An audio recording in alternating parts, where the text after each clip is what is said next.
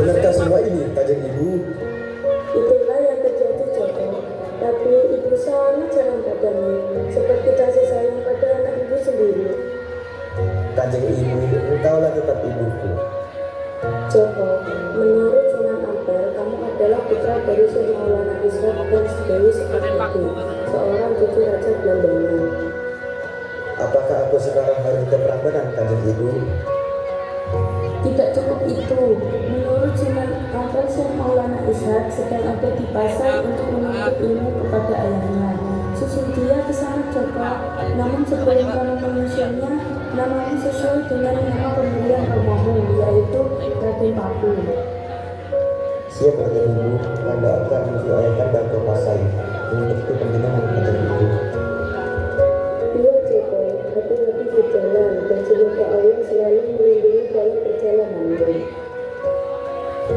Sesampainya Raden Paku di Pasai, Syekh Maulana Ishaq memerintahkan Raden Paku ke tanah Jawa untuk menyiarkan agama Islam, juga mendirikan masjid dan padepokan.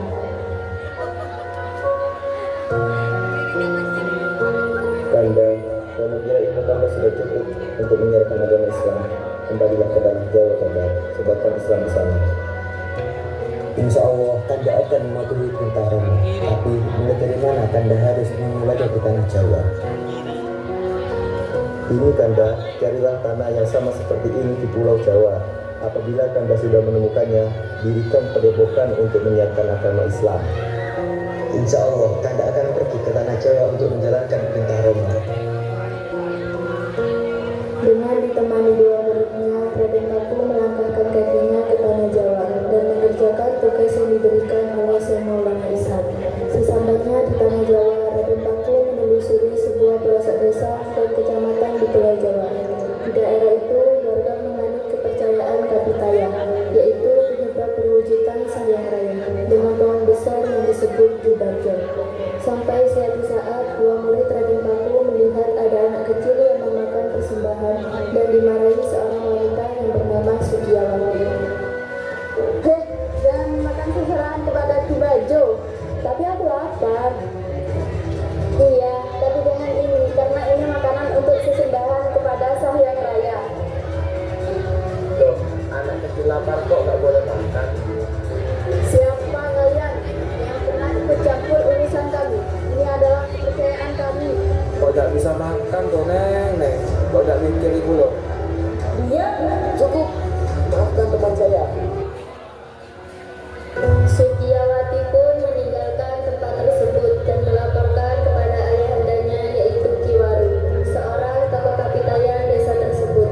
Setelah kejadian itu, Kiwaru marah besar kepada Raden Paku dan murid-muridnya.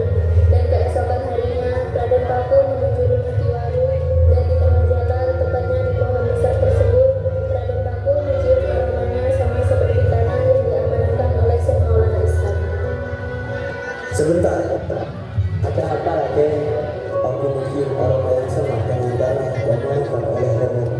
Alhamdulillah, ya benar ini tanahnya. Alhamdulillah. Wah, pohon ini yang harus kita tebang, Raden, untuk kita mendirikan masjid. Sebentar, kita tetap bagi izin kepada Kiwaru. Apakah boleh kita menebang pohon ini dan kita dirikan masjid dan padepokan? Karena Raden Paku sudah menemukan tanah yang dicari-cari selama ini di Pulau Jawa, maka Raden Paku menuju rumah Kiwaru untuk meminta izin. Jika sampai para pendatang itu menebang pohon perwujudan Sang Hyang Raya, maka kita harus membunuh mereka. Assalamualaikum. Oh, inikah para pendatang yang sok-sokan itu? Mau apa kalian kesini? Ini Kiwaru, saya kesini mau bicara baik-baik dengan jenengan. Apa? Kalian ingin menutup pohon itu? Sebentar Bu, saya ini adalah para buana. Saya ini ditugaskan oleh teman saya Maulana Ishaq untuk menjaga tanah ini di Pulau Jawa. Dan tadi saya membuktikan tanah ini sangat pas dengan tanah yang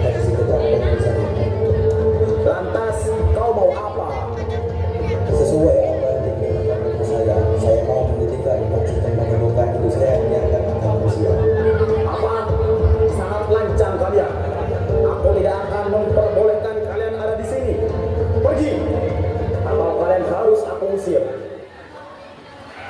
Sementara itu, ternyata Sanjaka dari senior Raden Paku diam-diam telah menikahi anak dari Kiwaru, yaitu Sujiwati.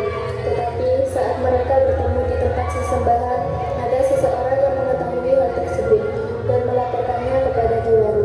Kiwaru pun datang dan berniat membunuh Sanjaka. Tetapi Raden Paku datang dan pertengkaran pun terjadi.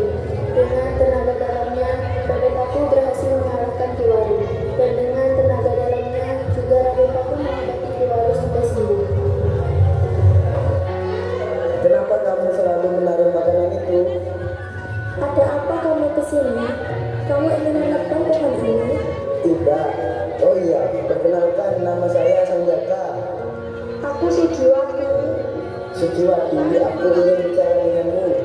Suciwati, apakah kamu percaya kalau pohon itu bisa memakan sesajinya?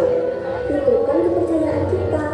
Kaum kita ini selalu mempercayainya bahwa perwujudan Sang Raya adalah pohon besar itu, dan kami selalu mendoakannya sesajen untuk kebaikan kita. Apakah kalian marah jika aku dan guruku menebang pohon ini? Jangan, tolong Sanjaka, jangan tebang pohon itu. Aku hanya ingin menuruti perintah Raden aku. Ini milikmu kan? Hah? Ini kan hiasan rambutan Sanjaka. Kamu dapat ini dari mana? Menemukannya di dekat pohon itu. Bolehkah aku pakaikan Sujiwati? Kamu sangat cantik Sujiwati. Ah, bisa saja kamu Sanjaka. Kamu juga ganteng kok.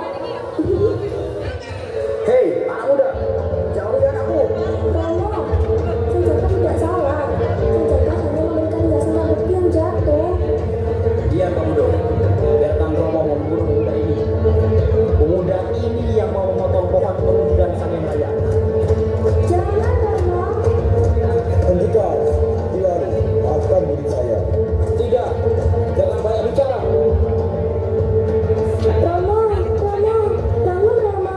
Raden, tolong jangan bunuh Romo hamba. Tolong bawa Kiwaru ke rumah kita.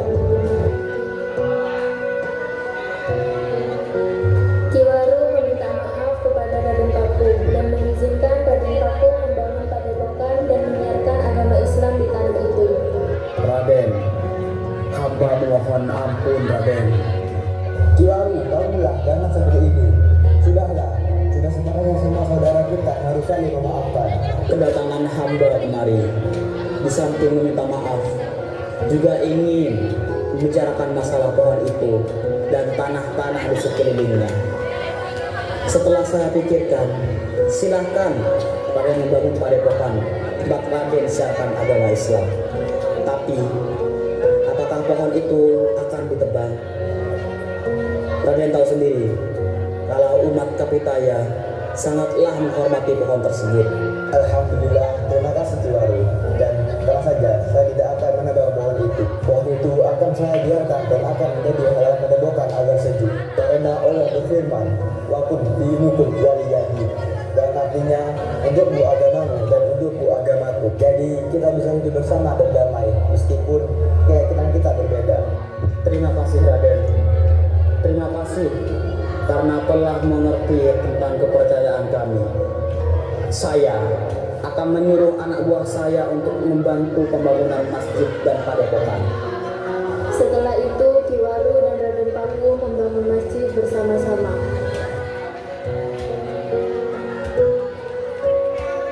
Sejak saat itu, padepokan itu diberi nama Padepokan Giri oleh Raden Paku. Karena di wilayah Giri, santri-santri pelosok desa mulai berdatangan dan menimba ilmu di sana. Dan sejak saat itu juga Raden Paku dijuluki dengan sebutan Sunan Giri.